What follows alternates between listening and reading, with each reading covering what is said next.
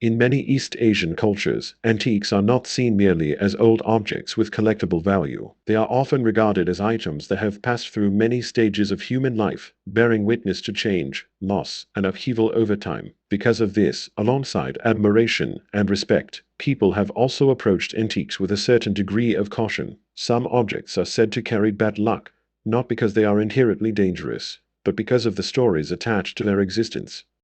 In this context, bad luck is not understood as a clear or deliberate curse. It is usually mentioned in vague terms, through coincidences, persistent unease, or a series of small misfortunes that appear after an antique changes owners. In folk belief, objects like people are thought to retain traces of the events and emotions that once surrounded them.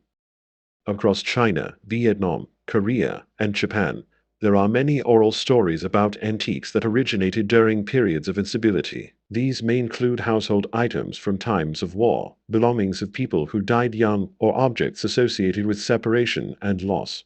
When such items are brought into a new space, the new owner may begin to notice subtle but continuous disruptions in their daily life. In traditional antique markets, sellers often say that some objects are beautiful and valuable, yet strangely difficult to sell. The reason is not price, but the feeling buyers experience when holding them. Many describe an unexplained discomfort or hesitation. In older belief, this reaction was seen as a sign that the object carried unresolved stories from its past. Some folk narratives suggest that antiques said to bring bad luck often share common characteristics. They may have belonged to someone near the end of their life, or been present during moments of personal tragedy. Examples include an old mirror from a house where someone passed away, a weapon used in a failed battle, or a piece of jewelry tied to an unhappy marriage. These items are not considered evil, but are thought to be unsuitable for continued use. In Vietnam, older generations often advise against bringing antiques of unknown origin into the home. This advice is not framed in terms of fear, but caution. Traditional belief holds that each household has its own balance, or energy, and introducing an object shaped by a different past may disturb that equilibrium. In Japanese culture, the idea that objects carry human traces appears in many folk traditions. While objects are not said to possess consciousness, those that have been used for a long time are believed to reflect the emotional state of their former owners. Items associated with grief or suffering are therefore handled carefully, and in some cases, ritually disposed of. In Korea, certain traditional families follow the rule of not reusing personal belongings of the deceased unless there is a close blood relationship. This practice is not driven by fear, but by the belief that objects carry memories and not all memories are appropriate for others to inherit.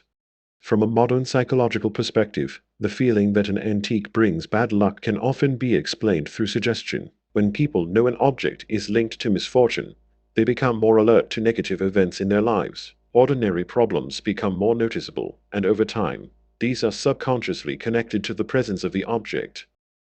Antiques may also show signs of wear, carry unfamiliar smells, or feel out of place in modern living environments. These factors can create subtle discomfort, especially for individuals sensitive to their surroundings. When unease persists, the human mind naturally seeks an explanation, and the idea of bad luck becomes a convenient narrative. Notably, in most folk stories, the bad luck associated with antiques is never extreme. It rarely involves sudden disaster. Instead, it appears as a sequence of minor difficulties, unstable work, strained relationships, or prolonged fatigue. This ambiguity allows the belief to persist without ever being clearly confirmed or disproven.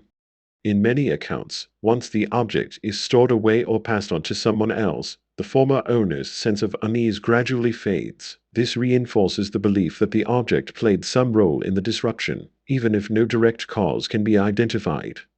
Cultural researchers suggest that stories about unlucky antiques reflect the complex relationship between people and the past. Objects serve as tangible links to previous lives and events, and not everyone is prepared to accept the emotional weight that may come with them. In modern society, where second-hand goods and antiques are traded freely, such taboos may seem updated, yet they continue to exist as reminders to respect the history carried by objects and to be mindful of one's own psychological boundaries.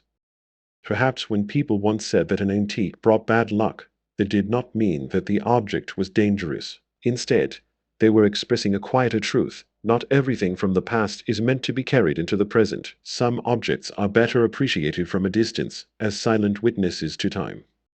And so, even today, when standing before an antique, many people pause for a moment longer than usual, not to search for something supernatural, but to consider whether they are ready to accept the story that the object may carry with it.